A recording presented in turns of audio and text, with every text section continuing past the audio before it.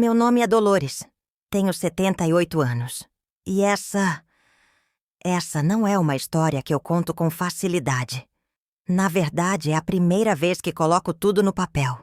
Ou melhor, que eu deixo alguém escutar. Hoje, depois de tanto tempo, eu abri aquela caixa de madeira que fica no fundo do meu armário. Nela estavam guardadas as cartas que escrevi para minha neta. Cartas que ela nunca leu. Cartas que talvez jamais leia. Mas que eu precisava escrever, porque o silêncio me estava matando há décadas. Eu escrevi minha primeira carta no dia em que vi os olhos da minha neta. Inchados, assustados, como os meus eram quando eu tinha 11 anos. Foi ali que eu soube. Não precisava de mais nada. Eu sabia. Alguém estava fazendo com ela o que um dia fizeram comigo. Quando criança, eu morava num sítio afastado, no interior da Bahia. Meu pai era um homem respeitado, de fala mansa e mãos firmes. Todo mundo dizia que ele era um bom pai, um exemplo de homem. Mas quando a porta do quarto se fechava, ele se tornava um monstro. E minha mãe? Ela fingia que dormia. Às vezes até sorria de canto quando ele voltava para Osrama. Eu me lembro da primeira vez como se fosse ontem. A noite estava quente. Eu usava um vestidinho florido. Ele entrou no meu quarto e sussurrou: "Fica quietinha. É só um carinho." Mas não era. Nunca foi. E o que ele tirou de mim naquela noite, eu nunca mais consegui recuperar. Anos depois, eu me casei. Queria escapar daquele inferno. Mas o que encontrei foi outro silêncio, outra dor. Eu nunca consegui amar de verdade. Nunca consegui confiar de verdade. Meu marido, coitado, achava que eu era fria. Mas como amar alguém quando a gente foi ensinada a ter nojo do próprio corpo? Quando minha filha nasceu, prometi que ela nunca passaria pelo que eu passei. Mas a vida às vezes nos engana. Ela cresceu, virou mulher e se afastou de mim. Eu nunca soube o porquê. Talvez tenha sido meu jeito duro, minhas crises de choro, o medo de toque. Ela não sabia. Nunca soube. Mas a neta... minha neta. Ela me olhava com olhos que gritavam, olhos que diziam, "Me ajuda", mesmo sem palavras. E foi naquela noite, depois de vê-la correr para o banheiro trancada, que eu escrevi a primeira carta. Minha querida Clara, se um dia você sentir que está suja, não está. Se alguém te tocar de um jeito que te faça sentir medo, vergonha, raiva ou confusão, fuja e me procure. Porque eu sei, eu entendo, eu estive aí. Você é luz, minha menina, mesmo que tentem te apagar. Com amor, vovó. Mas eu nunca entreguei. O medo de reabrir as próprias feridas foi maior. Hoje escrevo tudo isso porque não posso mais esconder. O tempo passou, mas a dor, Clara, a dor não passou. Ela só aprendeu a se esconder bem. Por isso, estou começando essas gravações. Essa é só a primeira parte da história. E se alguém ouvir, que não feche os olhos. Que não silencie. Porque o silêncio mata mais do que a violência. Se quiser, posso continuar com a parte 2, onde a senhora descobre o agressor da neta e escreve cartas mais desesperadas. Hoje é uma daquelas noites em que o silêncio grita tão alto que parece que as paredes da casa querem desabar, só para me dar paz. Desde que comecei a contar essa história, eu não tenho dormido direito. As memórias voltaram com força. O cheiro do quarto, a textura do colchão áspero, o ranger da porta abrindo. Tudo voltou. E agora se mistura com uma nova dor. A dor de ver minha neta repetindo meu destino. Clara não fala. Ela anda pela casa como se flutuasse, como se quisesse desaparecer. Não ri mais.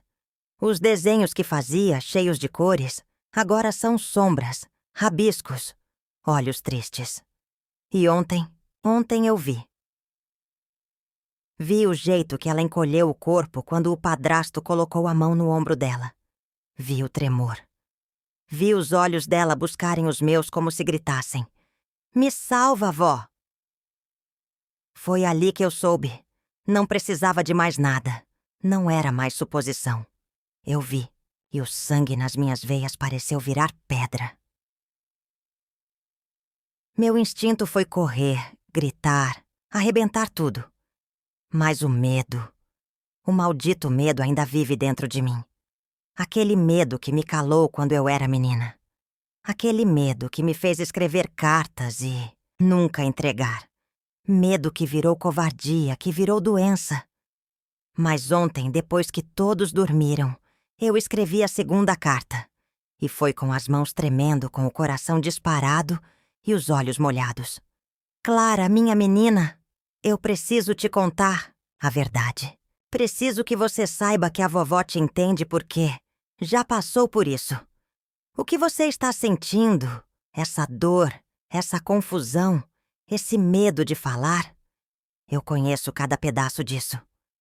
Eu reconheci o jeito que você abaixou os olhos, o jeito que seu corpo encolheu. Isso não é normal, minha filha. Isso é violência. E eu sei quem ele é. Eu vejo. Você não está sozinha. Eu estou aqui. Eu vou proteger você, mesmo que seja a última coisa que eu faça nessa vida. Mas, por favor, me diga. Escreva, desenhe, pisque, me dá qualquer sinal. Eu não quero escrever outra carta. Eu quero te salvar. Com amor e desespero, vovó. Dobrei a carta e guardei na mesma caixa das outras. Porque, mais uma vez, me faltou coragem. Porque ele está ali, dentro da minha casa. E se eu errar, se eu acusar sem provas, ele pode levar ela embora. E eu nunca mais vou vê-la. Mas uma parte de mim já sabe. Ele sabe que eu sei. Hoje ele me olhou diferente. Olhar de bicho acuado. De predador que sente a ameaça. Ele não falou nada. Mas eu senti. E agora, cada minuto que passa, sinto que estou numa bomba relógio. Se eu não fizer nada, vou repetir o erro da minha mãe. Aquela que dormia enquanto o pai me destruía. Eu não quero ser ela. Eu jurei que não seria. Então estou aqui, contando tudo, registrando cada palavra, cada memória, cada carta. Porque se acontecer algo comigo, alguém precisa saber. Essa história ainda não acabou. E a próxima carta talvez seja a última, ou a primeira que eu finalmente terei coragem de entregar. Hoje eu não vou pedir desculpas pelas palavras que vou dizer. Hoje eu sou velha, sim. Mas sou velha com raiva, com dor e com coragem. Porque ontem à noite, quando abri a porta do quarto da Clara sem bater, eu vi. Vi com meus próprios olhos o que sempre temi. Ele, ajoelhado ao lado da cama dela, com aquela voz mansa, nojenta, disfarçada de carinho. E ela, minha neta, minha menina, com os olhos parados, com a alma fora do corpo, sem nem conseguir gritar. Eu gritei. Mas foi um grito que veio da infância. Um grito preso há mais de 60 anos. Um grito que minha mãe nunca deu por mim. Joguei o abajur contra a parede. Ele levantou, tentou me impedir. Eu empurrei. Eu cuspi. Eu tremia. Mas eu não me calei. Chamei a polícia. Pela primeira vez na vida, eu escolhi não proteger o silêncio. Ele foi levado. E eu fiquei ali, ajoelhada no chão, segurando a Clara, nos braços, ouvindo o choro que eu conhecia muito bem.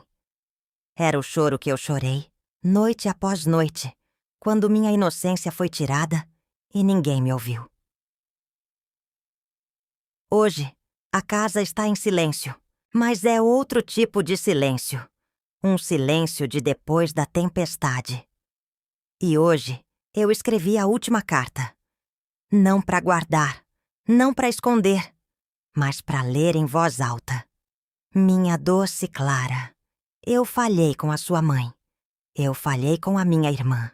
Eu falhei comigo mesma. Mas com você não.